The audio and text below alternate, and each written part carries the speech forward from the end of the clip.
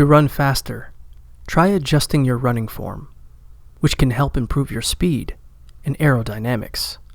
When you run, remember to lean forward and push off firmly with each foot. Pump your arms actively instead of letting them bounce with your body's normal rhythm. Keep your elbows bent at a 90-degree angle to help propel yourself forward. And keep your spine straight with your center of gravity in front of your chest.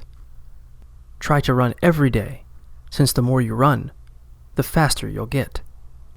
Aim to do 4 to 5 hill sprints every time you go running. Hill sprints are one of the best ways to improve your speed. If you want to run faster over long distances, try to push yourself to run a little farther every time you go for a long distance run. Over time, your body will adjust to the longer distances, and your time will start to improve.